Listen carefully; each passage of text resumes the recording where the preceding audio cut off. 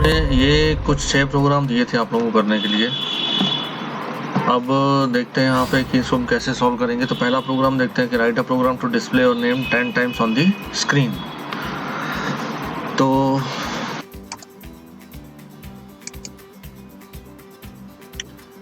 ये आपकी code window की, ये देखिए ये प्रोग्राम बना हुआ है जिसमें कि आपका 1 to 10 एक लूप चल रहा है। इसको थोड़ा ठीक कर देते हैं, रिवर्स वाला है ये।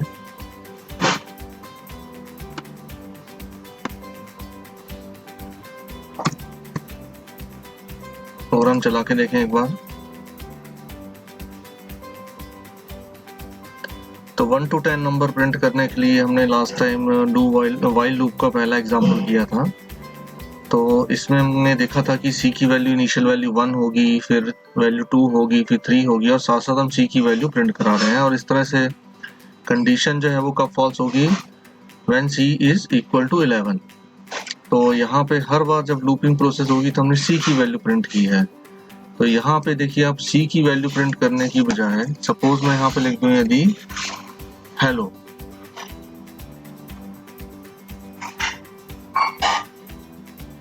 ठीक है ना। सी की वैल्यू प्रिंट करने की बजाय यहाँ पे क्या लिख दिया, हेलो। तो क्या होगा, अब सी की वैल्यू 1 होगी, सी इज लेस और equal to 10, yes, then print hello. C की वैल्यू 2 होगी, कंडीशन 2 है, प्रिंट होगा हेलो। तो लूप आपका 10 बार चलेगा और 10 बार स्क्रीन पे क्या आएगा, हेलो हेलो ही प्रिंट होगा। तो इसका मतलब क्या है कि प्रोग्राम जब हम चलाते हैं तो एक वेरिएबल तो आपको लगेगा ही लगेगा लूप चलाने के लिए। अब प्रोग्राम में चाहे आप उसका प्रोग्राम में कहीं यूज कर लो अंदर, और यदि नहीं यूज है तो भी आपको एक वेरिएबल तो प्रोग्राम में लेना ही पड़ेगा, जिसकी वैल्यू आपको इनिशियलाइज करनी पड़ेगी, कंडीशन डालनी पड़ेगी और फिर इसमें इंक्रीमेंट देना पड़ेगा। और बीच में यदि हम उस वेरिएबल की वैल्यू को, जो कि एक सीरीज के फॉर्म में इंक्रीमेंट या डिक्रीमेंट होगी, उसको प्रोग्राम में कहीं यूज करना तो कर सकते हैं, तो नहीं करना है तो आप चाहे तो नहीं कर सकते। जैसे कि ये प्रोग्राम है।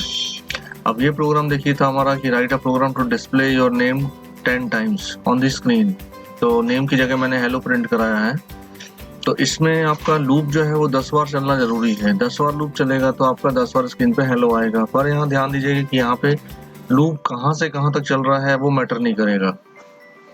यदि मैं इसी लूप को चलाऊं कि जो 10 to 1 चले, रिवर्स ऑर्डर में चले, तो भी क्या होगा, आपका ये लूप 10 बार ही चलेगा और 10 बार हेलो स्क्रीन पे आएगा। 1 to 10 चलेगा तो भी आएगा। 1 to 20 चलाऊं विथ इंक्रीमेंटेड वैल्यू 2, तो भी ये लूप कितनी बार होगा, 10 बार ही चलेगा। 10 बार स्क्रीन के ऊपर क्या आएगा, हेलो आएगा।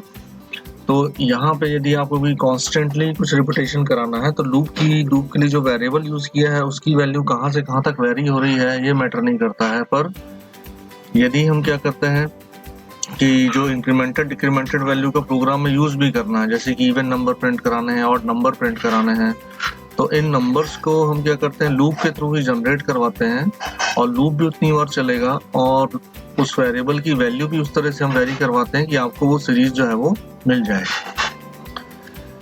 इसके बाद नेक्स्ट प्रोग्राम हमारा था write a program to display all even number between 1 to 50।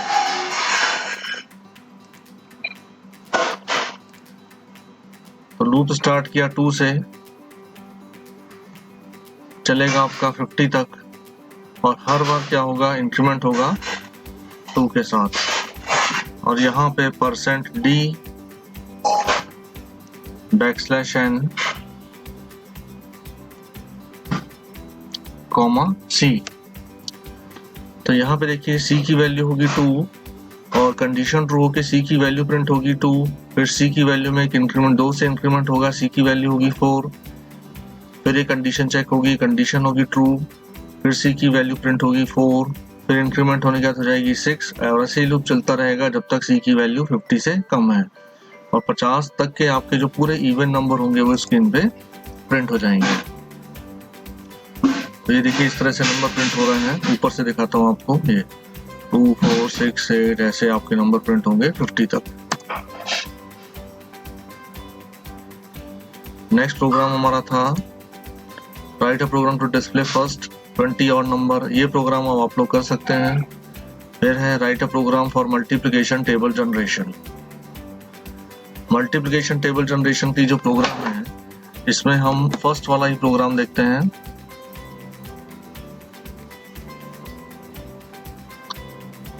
Percent d backslash N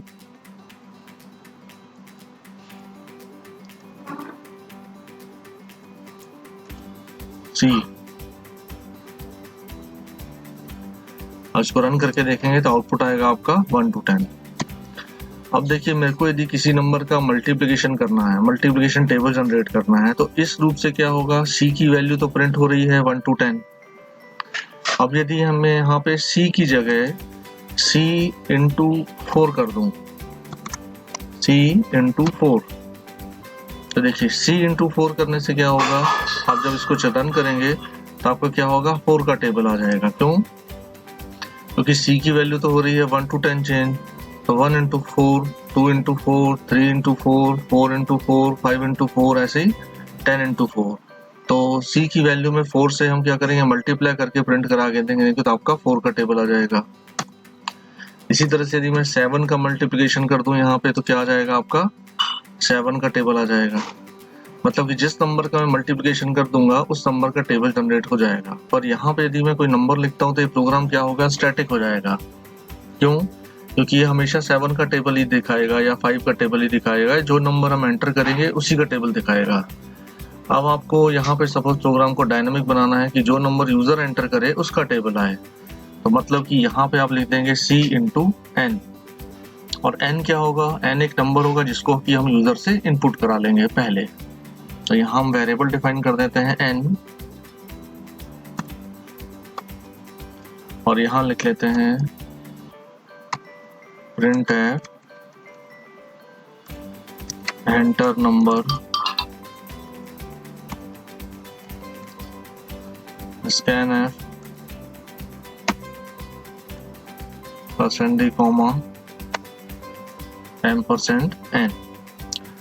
अब देखिए यहाँ पे n में हम जो नंबर इनपुट करेंगे, आपका नंबर वो 1 2 3 4 कोई भी नंबर हो सकता है, वो नंबर स्टोर होगा n में, और ये वाला लूप आपका वैसे ही चलेगा जो c के साथ n को मल्टीप्लाई करके आउटपुट को प्रिंट करता जाएगा। देखिए रन करके मैंने इनपुट किया 8, तो आपका क्या हो गया, 8 का टेबल आ गया। अब इनपुट किया 9, तो आपका 9 का टेबल आ गया। और ना सिर्फ छोटे नंबर बल्कि आप बड़े नंबर भी एंटर कर सकते हैं, जैसे 149, तो देखिए 149 का टेबल आ जाएगा। अब इसके आउटपुट को थोड़ा सा फॉर्मेटेड करना है, तो आप यहाँ पे प्रिंट करवा सकते हैं तीनों वैल्यू, जैसे कि %d into %d is equal to %d। तो पहले %d की जगह हम प्रिंट कराएंगे किसकी वैल्यू, c की, दूसरे की जगह n की, और तीसरे की जगह c into n की। तो c की वैल्यू देखिए क्या है, 1 2 3 4 चेंज होगी, तो पहले %d की जगह 1 2 3 4 आएगा। फिर यहाँ पे x जो है एक सिंबल है, ठीक है ना, जो मल्टीप्लिकेशन साइन प्रिंट होगा ये मैसेज के फॉर्म में। फिर n की वैल्यू प्रिंट होगी जो यूजर ने इनपुट की है, और थर्ड वाले %d की जगह इनका मल्टीप्लिकेशन प्रिंट होगा। अब आप देखिए मैं नंबर इनपुट किया 8, तो आपका आउटपुट इस तरह से आ जाएगा। तो फॉर्मेटेड आउटपुट को भी आप स्क्रीन के ऊपर प्रिंट करवा सकते हो।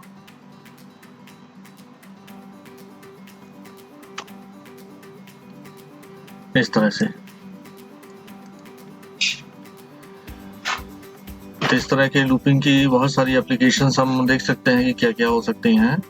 और इसके बाद एक इम्पॉर्टेंट प्रोग्राम इसमें और आता है कि write a program to accept a number from user and calculate its total and average. तो इस प्रोग्राम को हम यहाँ नहीं कर रहे हैं, इस प्रोग्राम को हम फॉर लूप जब आएगा तब करेंगे। कर हम वाइल से भी सकते हैं, पर हम फॉर लूप की हेल्प से इसको सॉल्व करेंगे। बस जब तक आप लोग चाहे तो इसको ट्राई कर सकते हो। वाइल लूप के बाद सेकंड जो लूप आता है वो आपका क्या है, do while loop. Do while loop का जो सिंटेक्स है वो वाइल से थोड़ा सा अलग है। इसमें क्या होगा, डू ऊपर आएगा, ब्रैकेट स्टार्ट होगा, और डू के बाद क्या होगा आपका, ये स्टेटमेंट स्टार्ट होगा। मतलब जैसे ही प्रोग्राम में डू आया, प्रोग्राम सीधा लूप के अंदर आ जाएगा बिना कोई कंडीशन चेक किए। तो यहाँ पे इफ ट्रू जो लिखा है ये नहीं होना चाहिए, ठीक है ना, ये सीधा आपका लूप के अंदर एंटर हो गया।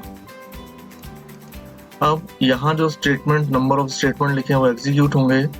फिर यहाँ पे एक कंडीशन चेक होगी, व्हाइल कंडीशन।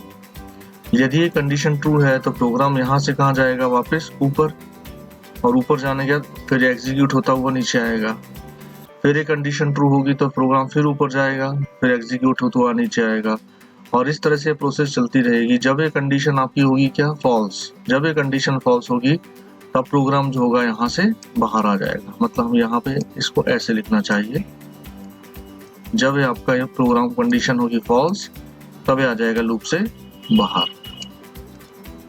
तो इस तरह से आपका ये वर्क करता है डू बाय लूप। और पर आउटपुट आप देखोगे कि इसका जो है और बिल्कुल सेम आएगा जैसा कि वाइल लूप का आता है। ठीक है ना। तो एक प्रोग्राम बना के भी हम देखते हैं, बना हुआ है, इसको चला के देखते हैं। इसको मैं सेव कर लूं लूप 2 नाम से, और नेक्स्ट प्रोग्राम सेव कर रहे हैं लूप 3 नाम से।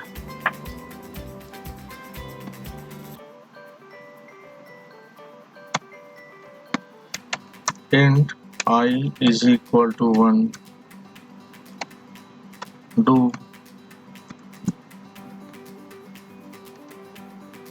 printf %d \n comma I, and I is equal to I plus 1,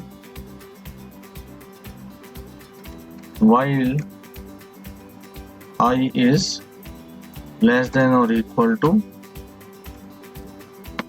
10. तो C I is equal to 1, printf I is I is equal to I plus 1, I plus plus। तो यहाँ पे भी सेम प्रोसेस होनी है कि I की value 1 है, 1 प्रिंट होगा, I की वैल्यू 2 होगी, फिर कंडीशन ट्रू, ऊपर जाएगा, 2 प्रिंट होके नीचे आएगा, I की वैल्यू 3 होगी, कंडीशन ट्रू, फिर I की वैल्यू 4 होगी, तब भी कंडीशन ट्रू। 9 के बाद चेक करते हैं, I की वैल्यू 9 प्रिंट हुई, I की वैल्यू 10 हुई, कंडीशन ट्रू, I की वैल्यू 10 प्रिंट हुई तो I की वैल्यू 11 हुई, और 11 जब होगी I की तब एक कंडीशन होगी फॉल्स है, लूप से बाहर। तो इस तरह से हम इसको चला के देखते हैं प्रोग्राम को, तो देखेंगे कि आपका आंसर यहाँ पे भी आ रहा है क्या, 1 to 10। तो सिंटैक्टिकली थोड़ा सा अलग होने के बावजूद देख रहे हैं कि लूप आपके दोनों ये लगभग वैसे ही वर्क करते हैं, पर फिर भी इसमें स्लाइटली डिफरेंस है कि यहाँ पे अब ये कि आउटपुट देखिए, ये आपके 2 प्रोग्राम हैं, ठीक है ना। दोनों प्रोग्राम जो है वो एग्जैक्टली सेम है, एक वाइल से बना है और दूसरा डू वाइल से बना है। सॉरी, यहाँ पे मैं थोड़ा सा इसमें चेंज कर लेता हूँ, ये वाइल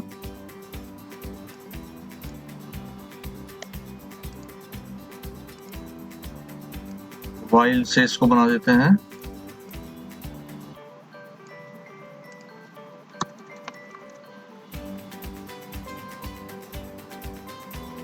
ये प्रोग्राम वही है जो अभी हमने चला के देखे थे, वाइल सी स्लैश और इक्वल टू 10, और आपका ये डू वाइल से बना हुआ। आप प्रोग्राम को देख सकते हैं, इसमें आपके लूपिंग के अलावा बाकी जो स्टेटमेंट हैं वो बिल्कुल सेम है और सेम पोजीशन पे भी हैं।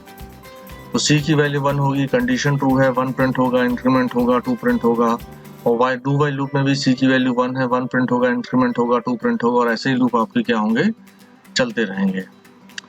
अब इसमें देखना ये है कि आपको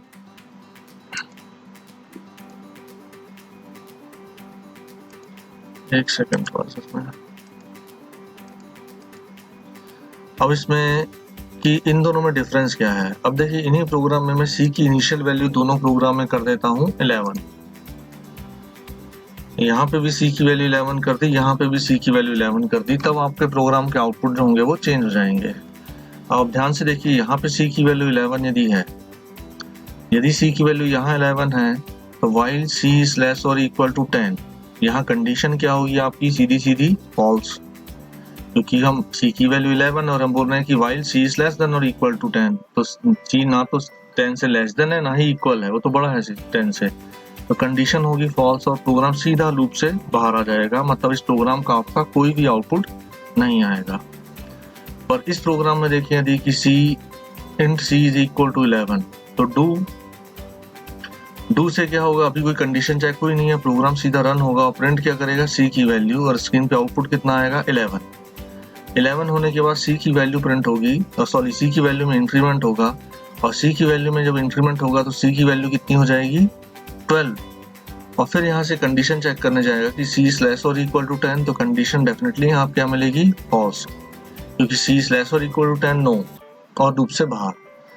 मतलब कि ये प्रोग्राम लूप में कंडीशन चेक करने के बाद ही एंटर होगा, जबकि ये जो डू वाइल लूप है इसमें एक बार लूप चलेगा और फिर जो है वो कंडीशन चेक करके लूप को आगे कंटिन्यू करना है कि नहीं करना ये डिसाइड करेगा। तो ये बेसिकली क्या है, इसीलिए इसको वाइल लूप को एंट्री लेवल लूप भी बोलते हैं और इसको आपका एग्जिट लेवल लूप भी बोलते हैं, ठीक है ना। तो कंक्लूजन ये है कि इसमें हम इसका अगर डिफरेंस एक लाइन में अगर इसको लिखना चाहें तो लिख सकते हैं कि डू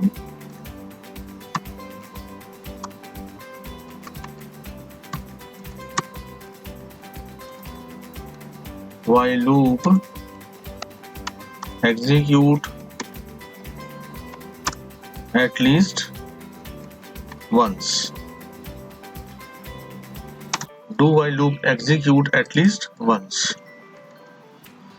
तो अगर आपका do while loop है तो प्रोग्राम में ये श्योर है कि वो कम से कम एक बार तो चलेगा ही चलेगा, क्योंकि वो बिना कंडीशन चेक किए ही लूप के अंदर एंटर होता है, ठीक है ना। और बिना कंडीशन चेक किए एंटर मतलब एक बार तो चलेगा, फिर वो आगे डिसाइड करेगा कि अब आगे चलना है कि नहीं चलना है। तो नॉर्मली हम प्रोग्राम को वाइल या डू वाइल लूप दोनों से बना सकते हैं, पर धीरे धीरे प्रैक्टिस करने से आपकी चीज समझ में आएगी कि कहाँ पे वाइल लूप सूटेबल है और कहाँ पे डू वाइल लूप सूटेबल है। क्योंकि बहुत सारे प्रोग्राम में ऐसी रिक्वायरमेंट होती है कि जहाँ पे एक बार चलने के बाद हमें डिसाइड करते हैं कि आगे चलना है कि नहीं चलना है। जैसे कि आपका कोई भी मेनू ड्रिवन प्रोग्राम, यदि आपका मेनू ड्रिवन प्रोग्राम आप लूपिंग से चला रहे हो तो आपका स्क्रीन पे पहली बार तो मेनू आना ही चाहिए, और फिर on the basis of user choice जो होगा वो आगे डिसाइड करेगा कि लूप से बाहर आना है कि लूप को कंटिन्यू करना है, ठीक है ना। और नॉर्मली आपके जो प्रोग्राम है वाइल लूप वाले, तो इसमें तो आपका हर तरह के प्रोग्राम जो है वो सॉल्व हो सकते हैं। तो वाइल लूप जो है वो कंपैरेटिवली ज्यादा यूज होता है डू वाइल से।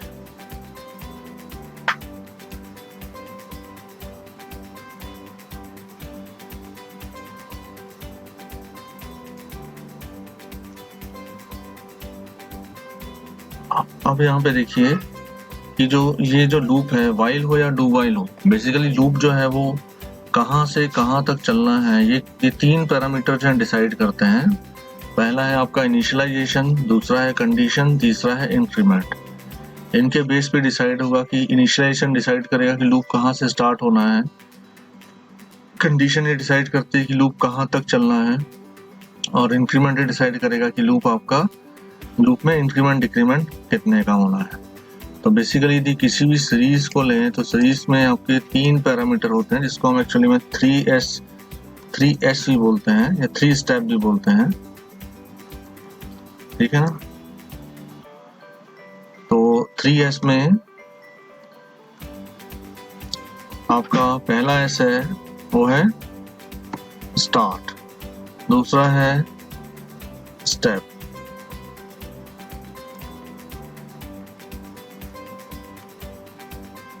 और तीसरा है स्टॉप। मतलब कि जैसे कि मैं स्टार्ट की वैल्यू दूं कितनी 10, स्टेप की वैल्यू कितनी दूं 5, और स्टॉप की वैल्यू कितनी दूं 50, तो आपकी वो सीरीज क्या होगी, तो आपकी वो सीरीज होगी स्टार्ट कहां से हो रही, देखिए 10 से, ठीक है। अगला स्टेप क्या आएगा, स्टेप हमारा कितना 5 का, तो सीरीज आपकी 15 की बनेगी, 20, 25, 30, 35, और इस तरह से हम आगे बढ़ते जाएंगे। तो लास्ट एलिमेंट जो आएगा वो कितना आएगा 50 आएगा। तो 3S से आपने डिसाइड किया कि सीरीज के लिए तीन ही स्टेप जरूरी हैं, कि सीरीज कहाँ से स्टार्ट करनी है, मतलब कि 10 से स्टार्ट करनी है, कहाँ तक जानी है 50 तक जानी है, क्योंकि स्टार्ट 10 है स्टॉप 50 है, पर बीच में इंटरवल कितना है आपका 5 का। तो यही जो पैरामीटर है ये वाला है आपका क्या स्टार्ट, ये वाला जो दूसरा पैरामीटर है ये क्या है आपका स्टॉप, और इंक्रीमेंट डिक्रीमेंट है ये क्या है आपका, ये है आपका स्टेप। तो स्टार्ट, स्टॉप एंड स्टेप, तो इन तीनों पैरामीटर से आप जो है वो सीरीज को बना सकते हैं और लूप को डिसाइड कर सकते हैं कि वो कहाँ से कहाँ तक चलेगा और कितने का इंक्रीमेंट लेना है। और यही तीनों जो आपके यहाँ पे 3 स्टेप जो है ये वाइल लूप में और डू वाइल लूप में यहाँ पे आप देखोगे कि सिंटेक्स में क्या है, सिर्फ कंडीशन लिखने का ऑप्शन है। वाइल का सिंटेक्स हो जैसे ये है, इसमें देखिए सिर्फ कंडीशन हम लिखने का ऑप्शन है, और आपका वाइल डू वाइल का हो गया या वाइल का सिंटेक्स हो गया, इसमें भी कंडीशन लिखने का ऑप्शन है। तो इनिशियलाइजेशन और इंक्रीमेंट या स्टार्ट और स्टेप, ये दोनों आपको एक्सप्लिसिटली लिखना पड़ेगा प्रोग्राम के अंदर या बाहर। मतलब इनिशियलाइजेशन लूप से पहले और इंक्रीमेंट जो होगा वो लूप के अंदर, ठीक है ना। और इसकी बेस पे आपका लूप डिसाइड होगा कि ये कैसे चलना है। अब जो इसके बाद नेक्स्ट लूप हम पढ़ेंगे नेक्स्ट लेक्चर में, वो है फॉर लूप। तो फॉर लूप जो है वो बेसिकली यही लूप है, पर इसमें जो 3 स्टेप की मैं बात कर रहा हूँ, यही तीनों स्टेप जो होंगे वो आपके क्या होंगे, एक ही साथ आ जाएंगे। मतलब फॉर लूप के सिंटेक्स में ही ये तीनों स्टेप जो है वो इंक्लूडेड है, ठीक है ना। तो नेक्स्ट क्लास में अपन इसके जो है वो प्रोग्राम फॉर लूप के करेंगे, और जब तक के लिए कुछ लूपिंग के एग्जांपल्स हैं, जैसे यहाँ तक तो दे दिए थे, ये वाला एग्जांपल, ये वाला एग्जांपल, ये है ना, ये 3 प्रोग्राम आप लोग और करके देख सकते हैं। अभी जो कि वाइल और डू वाइल लूप पढ़े हैं, तो उन्हीं दोनों लूपिंग के थ्रू ही आप इसको क्या करेंगे, इम्प्लीमेंट करके चेक करेंगे। और यदि कुछ प्रॉब्लम हो या कोई क्वेश्चन या डाउट हो तो आप इसको मेल कर सकते हैं।